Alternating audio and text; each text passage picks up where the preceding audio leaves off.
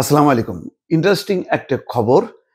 Iran এবং ইসরায়েলের মধ্যে যে যুদ্ধ তার ভিতরের খবর হচ্ছে এই যে ইসরায়েলের প্রধানমন্ত্রী বেনিয়ামিন নেতানিয়াহু নিজে যুদ্ধের সময় অর্থাৎ ইরান যখন একে হামলা করে তখন দুটি ঘটনা ঘটেছে। হয় তিনি বাংকারে লুকিয়েছিলেন অথবা তিনি বিমানযোগে গ্রিসের রাজধানী এথেন্সে পালিয়েছেন।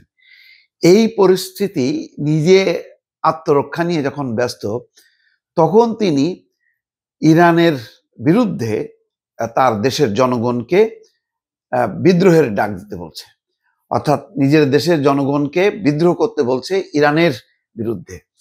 খুবই ইন্টারেস্টিং ব্যাপার, অথচ নিজের যান বাঁচানো ফরজ মনে করে দৌড়দৌড়ি শুরু করছে। বাংকারের মধ্যে তিনি গেছেন এবং প্রতিরক্ষা মন্ত্রীকে নিয়ে গেছেন। এটি ইসরায়েলের গণমাধ্যমের খবর, যে দুটি সূত্র বলছে যে হয় তিনি বাংকারে লুকিয়েছিলেন অথবা পরিস্থিতি এমন ছিল যে তিনি বিমানযোগে দেশ ছেড়ে এথেন্সে চলে গেছেন।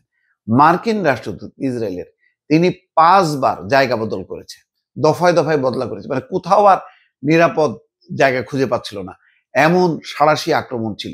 এখন ইন্টারেস্টিং এই খবর দর্শক, তবে অনুরোধ করছি যে আমাদের সংবাদ এবং বিশ্লেষণগুলো কেমন লাগছে, যদি ভালো লেগে থাকে তবে অবশ্যই সাবস্ক্রাইব করবেন এবং লাইক শেয়ার কমেন্ট দিয়ে আমাদের পাশে থাকবেন। আসেন খবর যেটি প্রকাশিত হয়েছে, ইরানে ক্ষমতাসীন কট্টর ইসলামপন্থী শাসক গোষ্ঠীর বিরুদ্ধে দেশটির সাধারণ জনগণকে বিদ্রোহ করার আহ্বান জানিয়েছেন ইসরায়েলের প্রধানমন্ত্রী বেনিয়ামিন নেতানিয়াহু। অর্থাৎ বলছেন যে ইরানে যারা ক্ষমতায় আছে তাদের বিরুদ্ধে তোমরা বিদ্রোহ করো, কেন তারা মানে পাল্টা হামলা চালালো। অথচ ইসরায়েলের হামলায় বেসামরিক প্রায় 8-10টি ভবন ধ্বংস হয়েছে, 78 জন নিহত হয়েছে। 78 জনের মধ্যে অন্তত 50-60 জন 70 জন হলো বেসামরিক নাগরিক, তার মধ্যে নারী শিশু আছে। ওই সাধারণ জনগণকে তিনি আহ্বান জানাচ্ছেন যে ইরানের শাসকদের বিরুদ্ধে তোমরা বিদ্রোহ করো। সামাজিক যোগাযোগ মাধ্যম এক্সে পোস্টে করা এক বার্তায় এই আহ্বান জানিয়েছেন খবর সূত্র 8টি। ভিডিও বার্তায় নেতানিয়াহু বলেন, গত কয়েক দশক ধরে যে অশুভ এবং নিপীড়ক শাসক গোষ্ঠী আপনাদের ঘাড়ে চেপে বসে আছে তাদেরকে নামানোর সময় এসছে। আপনারা তাদের পতাকা এবং ঐতিহাসিক উত্তরাধিকারের ছায়াতলে আসুন। নিপীড়নবাদী শাসন থেকে মুক্তির জন্য ঐক্যবদ্ধ হন, আওয়াজ তুলুন। যে সুযোগ আপনাদের সামনে এসছে তাকে গ্রহণ করুন। যে সুযোগ এসছে, ইরানের জনগণের উপর হামলা চালায় সেই সুযোগ নিতে বলতেছে ইরানের জনগণকেই।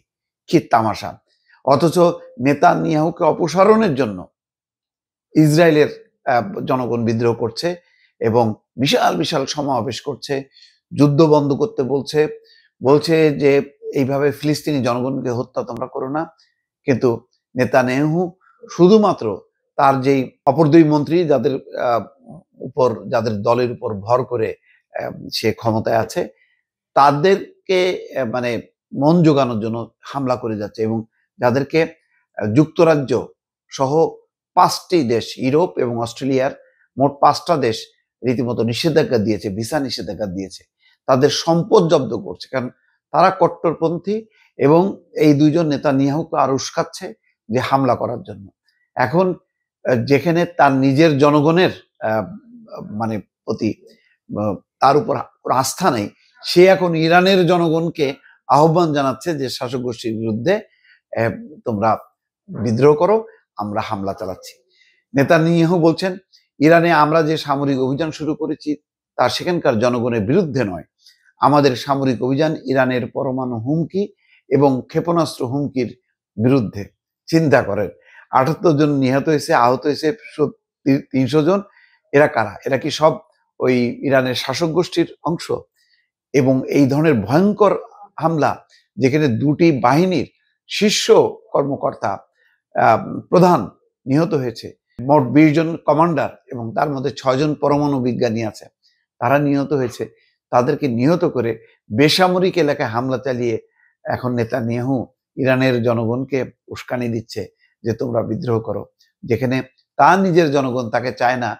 সেটা সেই দৃষ্টি ফেরাতে তিনি এখন ইরানের জনগণের প্রতি আহ্বান জানাচ্ছেন। কত হাস্যকর বিষয় দর্শক। ভালো থাকবেন। আল্লাহ হাফেজ।